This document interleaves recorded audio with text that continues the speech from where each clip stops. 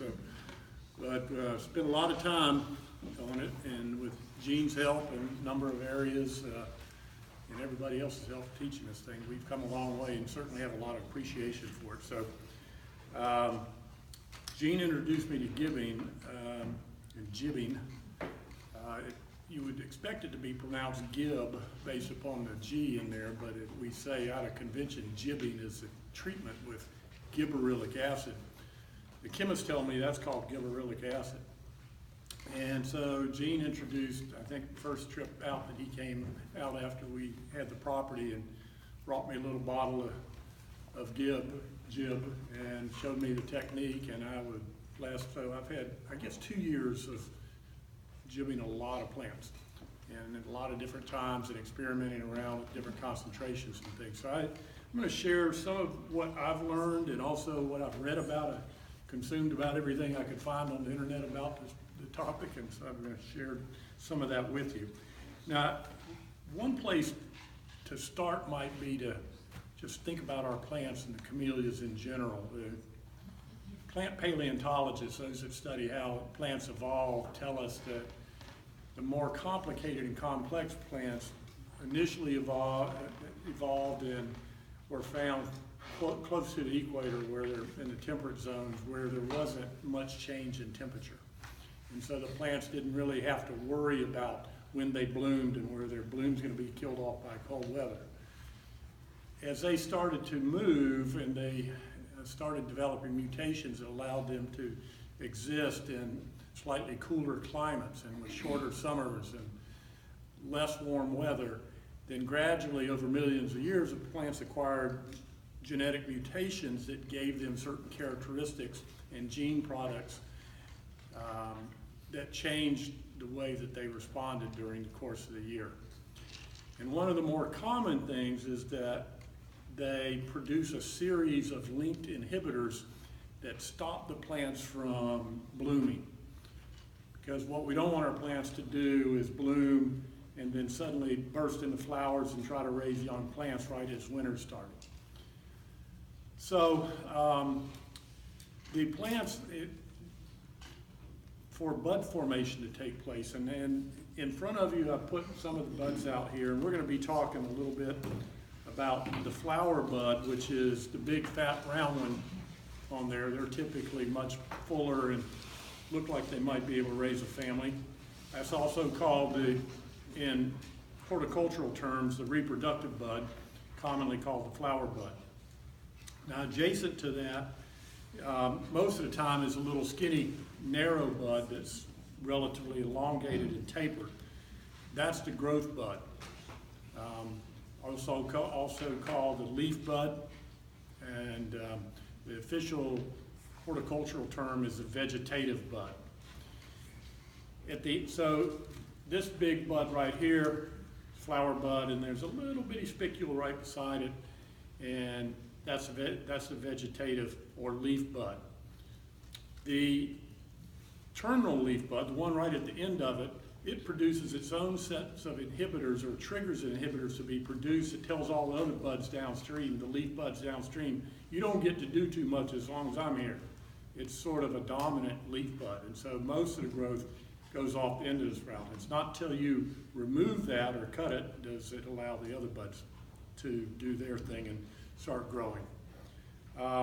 So the typical technique of jibbing involves dealing with the leaf bud. Let me tell you a little bit about the chemicals that we're talking about. Gibberellins, or gibberellins, is a class of small chain organic acids that the plants produce. There are roughly 130 of them that are known, and 4 of the 130 actually have biologic activity in plants. And then some of them are produced by fungi and a lot of other living organisms that don't do too much except regulate growth, and you can't take them and move them from one species to another. The one that we use is called Gibberellic Acid 1. If you go on the internet, you can find a number of manufacturers of it.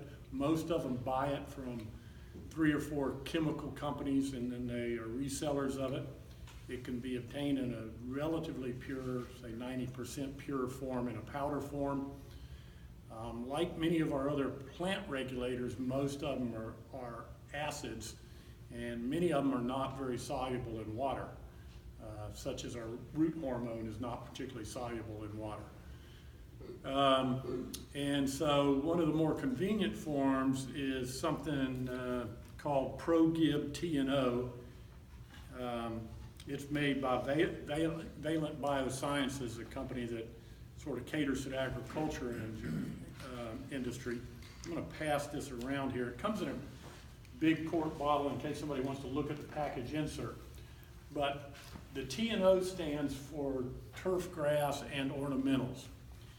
And you can take this in a very dilute solution, about 10,000 times more dilute than the drops that we put on the plants.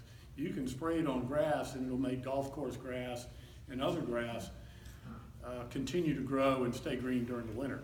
So it's a pretty big deal in certain parts of the country. Gibberellic acid was first identified as a product produced by a rice fungus that infected that grew on the rice plants and caused them to grow and elongate abnormally. So it can cause the plant cells to artificially elongate. It was what made seedless grapes famous. We didn't do too much seedless grapes. Thompson seedless grapes were first popularized. They were little tiny seedless sort of mutants, and then somebody sprayed gibberellic acid on them, they got plumped up, and they became a hit right away. They're used on the spray, also very dilute, is used on a number of fruits, some vegetables, flower stems. And when you get a rose that's got a stem this long, you say, how do they do that? You know, that's often how that's going on. So this is a sort of a bonanza chemical. It was first identified as being present in the 1920s. So we've had almost 100 years of experience with it in one way or another. The product that Gene recommended to me that I've been perfectly happy with is this one by Valent, ProGib, and it's a 4% solution. It turns out that the other ingredient is alcohol. So since it's not so soluble in water, it's actually 95% alcohol, 4% gibberellic acid, and then some trade secret minor components. I'm pretty sure some of it's a surfactant and probably a little bit of something to make it a little more basic than its normal acidity. So it's a 4% solution. If you look in that package insert, it lists sort of how much you use for different uses, and they say for camellias, they recommend a 2% solution. Now, Gene had told me that he'd been perfectly happy using his at full strength right out of the bottle, which is what I did the first year. So if it's 95% alcohol, as soon as you put it on the plant, fairly quickly it's evaporating. If you get it on your fingers fairly quickly, it's evaporating, you get this white residue. The dropper bottles that I was first using had kind of a big pour on them, so I was putting big drops and more than I wanted to, so I bought some finer pour and finer little tips for the bottles, and it turns out that they plugged up all the time. And it's because it evaporated so quick it plugged those up. So when I saw the package insert, I wondered, well, if we added water to it, is it going to reduce the rate of it dehydrating and plugging up the thing? And so since I made the little handout here, I did some dilutions, did a half and half to get a 2%, also did a 3%. And the 2 and 3% didn't seem to plug up the way the 4% did. When I went and looked up a bunch of stuff about the response to jibbing and how much does it really take to get the beautiful, gigantic flowers and to get them earlier than you would otherwise, it looks like there's a very broad range of concentration. So you probably max out at it almost 1,000 times less than what we're actually using. The plants only have so many receptors they can activate, and once you do that, pouring more jib on it doesn't seem to make too much difference. So let's see. So let me just talk a little bit about the technique, and then I'll run down my laundry list of little tips and things that have come up. So typically you find a plant that has got a bud. And how many of you guys are like kind of us tentatively planning on showing some blooms, bringing some blooms in? Great, great. So Jean's going to help us get ready for that, and maybe are we going to talk about bloom preparation and all that kind of stuff next month? Yeah. Okay. All right. But that comes in a little bit in selection of what you want to jib. By and large, they recommend that at some point, either at jibbing or even ideally before jibbing, you do something called debudding. So I had somebody out that was an expert looking at our plants with me one day. I walked by and I saw a plant that had a bunch of clusters of buds. Like this one's got 4 clustered right together, and here's one with another 4 clustered right together. I said, wow, look at that, that's really cool. And they go, not so much. So he says, no, actually, if you really want a pretty bloom, you don't want all those, because if they come out at the same time, they're going to crowd each other. It's going to be asymmetric. I go, oh my gosh, an asymmetric flower, what are we going to do? So, but it really matters in the show, I'll tell you that. So you would typically take off and just twist off the buds that you're not going to use. And so you save one. There even you'll find, if you look on the internet and read about ideal preparation, it'll say, you know, be 15 centimeters from the next bud, because you don't want it sapping the growth modulators and the energy of the plant and all of its nutrients. So you leave one bud. You typically want to pick a bud that is exposed, that is ideally angled upward. They don't have to be, but they're more likely, if they're angled upward, they have leaves underneath them, so that when they start blooming, the leaf isn't going to indent and distort the plant. It's helpful to get plants that don't have a stem going real close to it that's going to do the same thing. The guys that do a lot of this, they spend a fair amount of time pinning leaves back with clothespins, or I've found myself tying little branches away from where it's going to bloom with, this is grafting tape. It's like cellophane, only it's biodegradable. It probably lasts a couple of years. If you put it on plant, maybe it certainly might have lasted a year, but it's soft and it dissolves after a while, and you can tie the branch back or pull a leaf back and tie it somewhere to get it out so the blooms can develop. Gibberellic acid not only causes the plants to bloom prematurely, but it also causes them to be larger than they would be. It typically causes them to be more perfect. They seem to have significantly less asymmetry. They occasionally will have an alteration in color with a purplish or bluish tint to some of them that have been jibbed that wouldn't have them otherwise. But the reason we're interested in it primarily is because if you start jibbing early, and Doug asked me earlier, he says, well, when do you start? And they're going to beats me. Because each plant responds differently. Most japonicas respond to jibbing, but not all. Sasanquas do not. Retics, I guess, usually do. But most japonicas do, but not all. And I've got some of my favorite japonicas that do not. So I was pouring stuff on them all, and it doesn't do anything. So the technique for getting the jib in is typically to remove the leaf bud by grafting the leaf bud and gently twisting it. And you'd want to hold the top 2/3 of it. And when you do, there's a layer of petals at the bottom that are called the basal bud scales. And they form right around that bud like a cup. And so you're left with a little defect in where the bud was that's cup shaped. And that's where you put your drop. As best I can tell, there's nothing special about what's in there. It's just a location that takes you to inside the plant and can distribute it within certainly at least a few centimeters, and maybe as long as a foot in that plant's going to be affected in some way, small way, or maybe not so small on that plant. So for instance, if you do happen to jib a bud that's got another bud, maybe one leaf down from it, it's going to affect both buds. even though you didn't jib anything immediately adjacent to it. Won't affect it probably as much as one it's closest to. Now, if some of you look, I put some plants on each table and maybe even find one that's just got a little tiny nubbin of a leaf bud on it. It's so tiny you can't get it off. I can't get it off. I got it, but it was, Well, the rest of the plant was you have beautiful destroyed. nails, you know, I don't want to be with my, So it's really hard to get those off.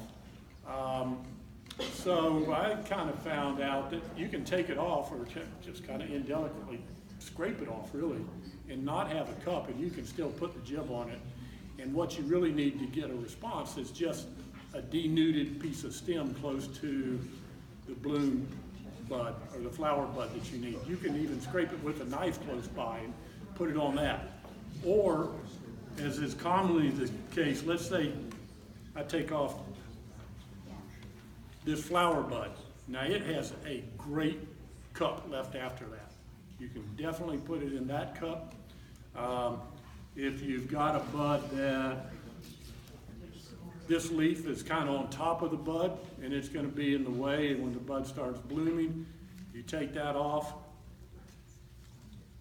It's kind of, I think, nice to cut it or break it and not, if you pull it off the stem near the terminal end, the stem's so thin it makes a big divot in the stem. So if you cut it, then you can actually touch it to that raw area on where the leaf was attached on the edge. It's really on the base of the leaf stem, and you can get it in that way. So there are a bunch of ways to deliver the jib there. The main thing, if you're going to take them to a show, you want the bloom to have lots of room to develop. As you look at different flower buds, you'll see that some of them are bigger and juicier. Obviously, the bigger ones are more likely to yield big flowers. The timing of putting them in is best determined by experimentation. So last year I started writing on the undersurface of an adjacent leaf. And so for the first time I went around and jibbed, which I think I did it in early October. I put an A on the plant, and then I did it on that plant was plant A. And I may or may not have known at that time what the plant actually was, which has been a big challenge on our property. Some of them I knew, some of them Gene helped me with. A bunch of them I still don't know, but I put it plant A and bud 1 and made any notes about what I did and when I did it. For instance, the timing roughly in many cases seems to reduce by half the amount of time that it takes the bud to turn to a bloom, come out as a bloom. So if I said it takes an average of 6 weeks, which is a fairly typical amount for early and mid-season blooms, that after you put the jib on it, about 6 weeks it's showing up. But a late season, you're putting jib at the same time, you would expect it's going to be somewhat delayed, and that's in general true. So there's no exact time for each plant since they all come out differently. Supposedly there is some consistency from one year to another. You put it in, use it at one time on a bud, it's going to roughly come in. So if you're trying to prepare for a given show, then if you don't know that, then the thing to do is do it sequentially over a range of periods. Say start maybe 8 weeks ahead of time. If you have a favorite bloom or a favorite plant, start 8, and then every 10 to 14 days, do a few more. Now, somewhere on the handout, I point out that there is a limit what's generally recommended in how many buds you jib. For smaller plants, you see repetitively online different people saying don't do more than about 20% of the buds. Leave the other 80% alone. Now, I'm not quite sure all the reasons about that, but jib does a lot of things, and if it's diffusely used on a plant, it may inhibit growth, and it may even kill it if you use it too much. I kind of feel like I was pretty enthusiastic about jibbing a lot of plants, especially a few of my favorites last year, and I'm pretty sure this year I don't have as many blooms. The large plants supposedly can take more than 20%. You'll see people say, I jib 50 blooms on one plant and talk about that. So there are some limitations that you might want to follow, and I wrote that down for you.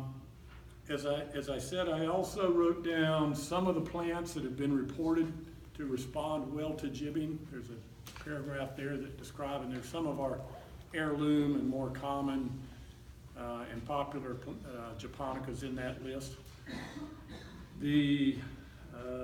Let's see. Sasanquas, I said, they don't do it. The late season bloomers, I knew last year that I had identified some of the late season ones that typically started blooming in March, and they were blooming in January when I jibbed them in October. So some of them, like I have a relatively nice Mathatiana, and I jibbed that. That's normally a late bloomer. Is that correct, Gene? We get them sometimes December. Right. Ours bloomed. It was one of our last bloomers.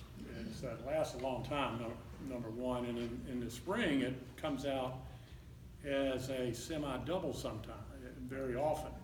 Well, when you jib it, it comes out in early November, and it's spectacular. It really is a big bloom, and it's a formal double typically, and when it comes out early. And it's a lot more symmetric and really beautiful. So that plant, if you have one, I would highly recommend that you try jibbing that one. And so it bloomed, the one I was jibbing bloomed almost all season because it episodically jibbed it. So it started in early November and bloomed through early April. Did you go back and repeat the jibbing, Mike? Yes, yes. Okay. I probably did it 4 times, Okay. something like that. Different buds, I wasn't real consistent in the interval, but started out that way, but too many holidays. All right. Oh, and how long before you can see a difference? About 2 weeks. Generally, you should see that the bud is abnormally enlarging compared to its neighbors within about 2 weeks. The gibberellic acid solution that I made up again based upon my brief little experiment is 3% instead of 4%. So I sort of split what Gene and I have been using and what's recommended for a couple reasons. Number one, I know it's less likely to plug things up. Number two is it goes a little further. Number three is if you start to run out and you still want more plants, you can dilute it by another half, at any point and get still fully active solution. Dilute with water or alcohol? Dilute with water, correct. Probably could do it with alcohol too. Yeah, drink the alcohol, use water in the plant. All right. So gibberellic, I started out talking a little bit about growth and what gibberellic acid does. It's an inhibitor of the inhibitors that inhibit blooming so the plants bloom at an appropriate time of year. So that's what it's doing. It's undoing the inhibition. So it's been sort of tongue-in-cheek called an inhibitor of inhibitors. And it allows the plants to bloom when they wouldn't normally bloom. So that's about all I have. All right. So feel free, I think, if you haven't tried it, feel free twisting off some tops and yes, sir. I have a question. Now, if you have multiple flower buds, Yes. and you want to just pick one, when you disbud it, how long before you want to put the acid on there? I mean, when would you disbud it? Well, for the show people that I've read talk about that, they do it, start debudding them maybe 3 months right around the, and I guess typically in midsummer, start taking the buds down because as soon as they start forming, they start taking nutrients away from the regular ones. But if you want to use it as a site where you jib it, obviously you're going to do it then. Mm-hmm. And I typically, a lot of us don't pay much attention to the buds until we start jibbing, and then you go, okay, well, here's 3 more than I need here. Let's start taking some of these off. Right. So I think it helps doing it up to really right before the show. You're not gonna want to include an extra bud. Actually, I don't think they'll let you include an extra bud on what you put up at the show. So, How do you decide which leaves to take off? which leaves? Yeah, you're talking about pinning leaves back. You want it so if you kind of look and see the direction the flower is going to bloom in based upon where the bud's pointing, assume it's going to come out like a slightly elevated plate. You typically want leaves not invading that space. So you take on these two. Perhaps, yes. Let's see if I can show you. Like this one here, this one's here, that one there's got a leaf that hits right up against the side of it. It's, already interfering with it. I took one leaf off, so I take that. And again, you can make the twig, if you start tearing leaves off at their base, it takes a big chunk out of the twig itself. So. Mike, Doug? can you enter them without knowing the correct name? The blooms, Yeah. Gene's better at. I did, and people said, "Well, take a guess," and I did that too. We got a little bit. I'll tell you about my extensive experience with camellia shows. My oldest daughter lives in Thomasville, and she's pretty active in the community there. And she called me up last year and said, I was talking to Miss Such and Such, and she's the head of the Camellia Society and running our show down here, and she's familiar with your property and really wants you to come and bring some blooms. And I go, oh, come on, okay, fine. And I was due to go down and visit them anyway, so I said, okay, we'll do that. I need to go see one of these camellia shows anyway. And it's, of course, I think theirs was on Saturday morning. And so Friday, it's a 5-hour trip down to Thomasville, Georgia. It's not a good way to get there. So Friday night, I was going to go out Friday afternoon after work and start doing, picking out the flowers. Well, I didn't get out of work till after dark. And so I'm out there with a flashlight going around in the bushes, and it was pretty overgrown at that time, and I'm finding flowers. And anyway, I wound up with about a dozen I thought looked pretty good, at least in flashlight. And I had my little Kroger plastic bag that I dropped them in. And went in, and I had heard about the coolers and keeping them cold, and so I threw that bag in the cooler. And we get up, and of course I said, we need to leave at 4 a.m., Anita, and I can't remember what happened. We didn't leave at 4 a.m., we left a little bit later, and you're supposed to get there at 7 just like this and be ready by 10:30 for the judging to start. I think we got there about 9:45. And we come in and we don't know where we're going and what we're doing. We'd never seen these little cards we had to fill out and about what they were. And I had, as you said, like 2 or 3 things I had no idea what they were. But I'd looked up and I knew some possibilities, looking at pictures. And so somebody said, well, we might know, but if we don't, just put something down.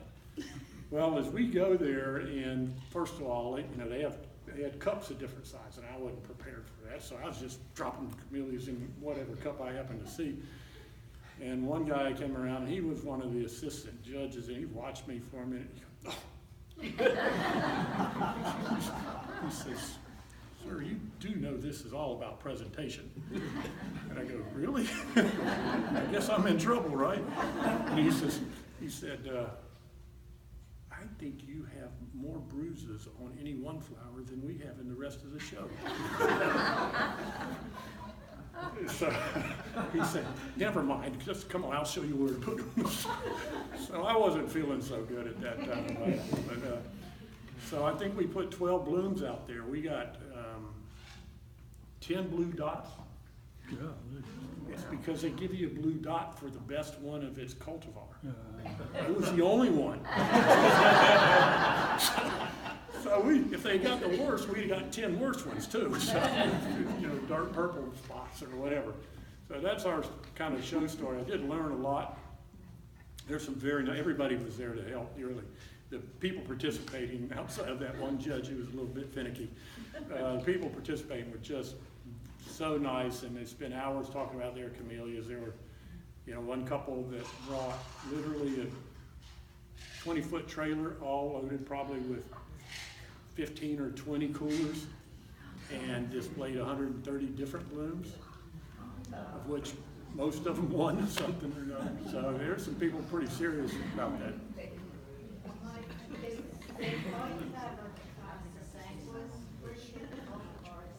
Where what? Where would you get buy the cultivars The different cultivars for sasanquas? instead of sasanquas? So I'm not sure what the question is. The camellias, other than sasanquas. So Because you, it says here, you can't use sasanquas for gibbering, so right. where do you find the other cultivars? Do you find them at garden centers or? No, you just go get them from Go Gene. Gene. Oh, Whitfield. So as it turns out, most of you. First time for everything. So, not everybody knows this. Gene's father started a camellia business in the 1940s? 57. In 1957. And he was impressed with one plant, as Gene tells the story, Daikagura, that impressed him so much, he said, there's got to be people that want to buy this plant. This bloom is so striking. He started a camellia business here. And unfortunately, I think he passed away about the time Gene was in high school or about to graduate from high school. And Gene suddenly inherited a business and has been doing it ever since then. And so we're pretty fortunate in the community. Go around the country and talk to people that know camellias. They know Gene and have huge amounts of respect for him. So that's one answer. My kids, I have 4 kids, and they're always complaining about, Dad, I don't know what to get you for birthday and Christmas and all this stuff here. And so I started 2 years ago. I made a list, a camellia want list, and there are a couple online places you can also look. And sort of, they're not going to be able to go to Gene's place and pick out something, but I wrote a sort of wish list, and yeah, if you get a small one at 20 something, and bigger ones up to $50. So they sent me about 40 new camellias in the past 2 years. So I get to plant all of them. Downside of it, but anyway, okay. All right, Gina, tell them everything I said it wasn't right. So, That was great. Absolutely great program in there. Thank you, Mike. Thank you, Mike.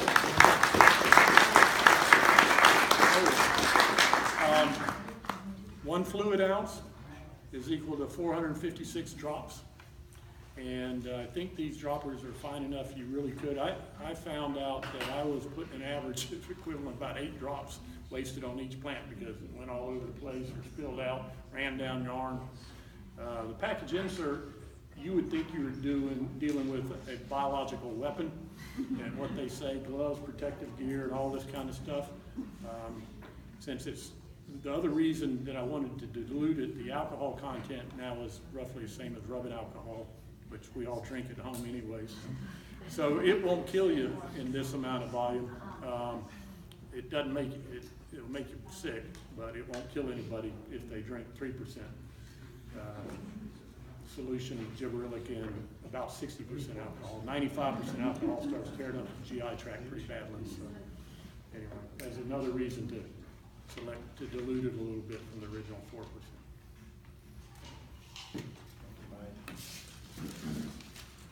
I have been all over the camellia world, and I knew there would come a day when somebody didn't know who I was, and today it was it. But the truth is I've heard lots of people do programs on giving, whatever it is, and this is the best program I've ever heard. So we're very, very fortunate in there. The only thing I'm going to add is there is a cartoon, I'm going to find it. It was in one of the very first American Camellia Society quarterlies. It was like a cartoon, and it showed this woman, you can think probably in the 40s or 50s, and she's got like a big fur coat on, and she's at the church, and the preacher's talking to her, and she had this big flower that she had pinned up on her chest, and So she's pointing to there and telling the preacher, look, I jibbed it. And what she doesn't know is the flower is on the ground. She's looking around like, I don't know if it works on that.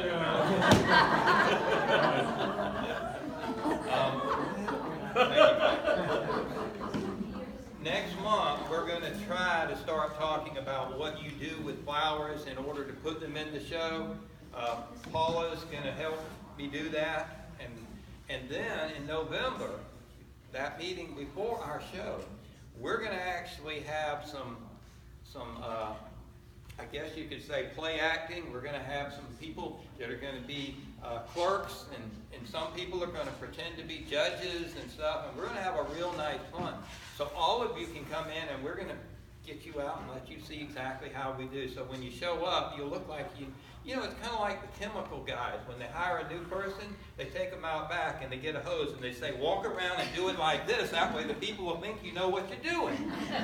We're going to get you all up where you can bake it in there. But anyway, we appreciate you coming, and yeah, we got a really great group here. And so next month, bring some more. It won't be a holiday, so we can fill it all the way back to the back. Happy Labor Day. Can I ask one thing? Sure. Since you've had time to think about some of the things that we said we needed, and I passed around a sheet that had lots of opportunities on there, is there anyone here now that thinks they might like to be the volunteer chairperson for the book sale?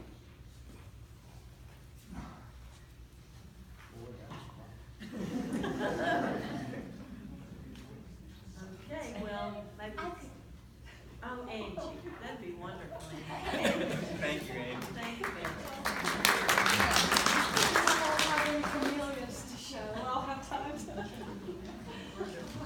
All right, thank you all for coming, and you'll have a safe rest of the Labor Day holiday.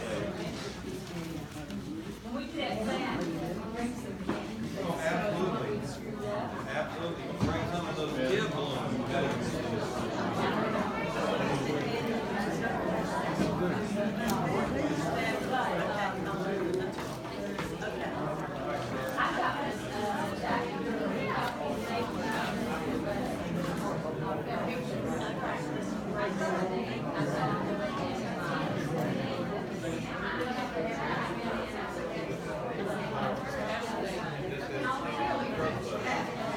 I heard that.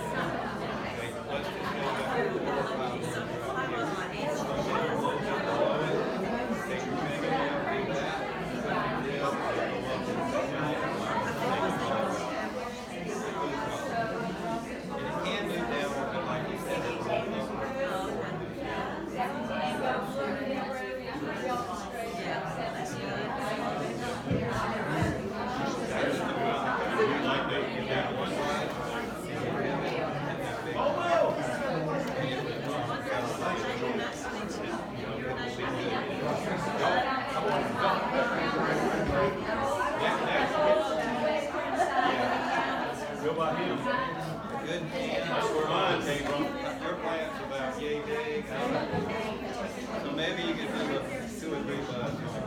Don't go crazy. My business partner Debbie got mad at my husband one time. They were all floods on the land. And they all blew in perfect land.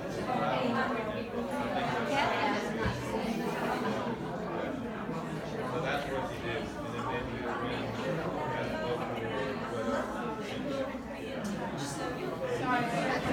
That's no problem at all. When we have our festival, we will be here. If we other will be here. Have a great Labor Day. Fridays and Saturdays. And it's Jean's Nursery. And we're on Whitfield Avenue. So, but I'm only open Fridays and Saturdays. I'm the same way, and I just, Sometimes I can do it, but I'm there Fridays and Saturdays. they're slow too. You don't have to tell them. We've got plenty of committees for you plans too. Good, good. Thank you. Thank you.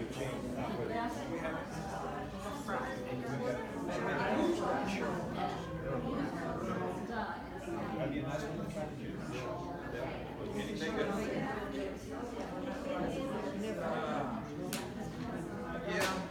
So I have, Yeah, you can do it that way, I think. I don't know how to deal with the rules, but I think you can do it. But I think you can put it in its hours. and back, to make sure that you get back.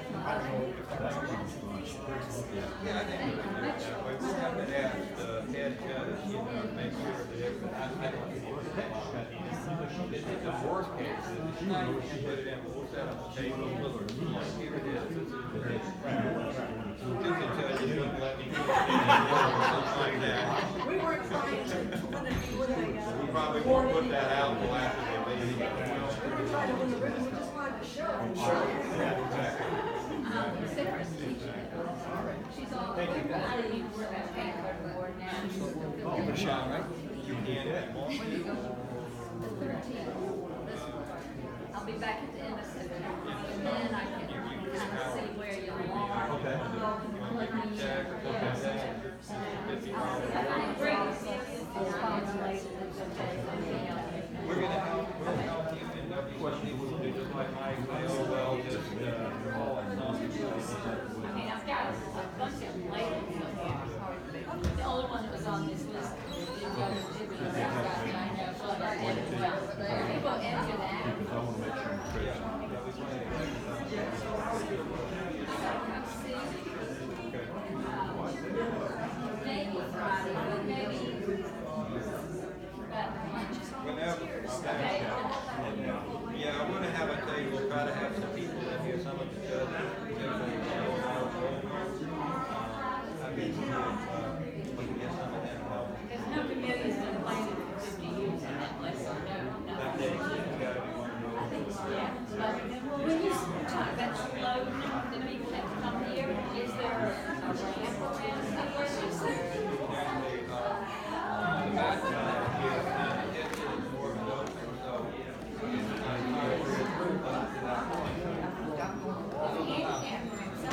I was thinking, you know, the big cars that hotels have, that's carved into your roll, I mean, we would probably need to have one of those cart that's got what we call pneumatic tires here in it, so it's gonna absorb in it, you don't want it jar too much. And it's gonna probably be one of those things, these people want to carry it, because I would rather make 3 trips, and they're and then it's all bumped and jarred, and then they're like, where is that person that brought mine? yeah, see, because they're all mashed up. Yeah, I'd be the one opening doors, because I. Once again, thanks. See you. Well, I don't like volunteering. That's all right. And if you need someone Come early. You gotta be kidding me. Yeah. And then you find someone else. I can pay you for an award. Can I give you a check today? Yes, you certainly can. And I just need to know a name, how you want to name it. Carolina Brown. Okay? Carolina Brown. I put that on the memo. Do you have a pen? My child takes my pen. I have one, Patricia. Thank you. My child takes my I will do pen. that. So you doing it. Good. So is $50, or do you need more of that, or?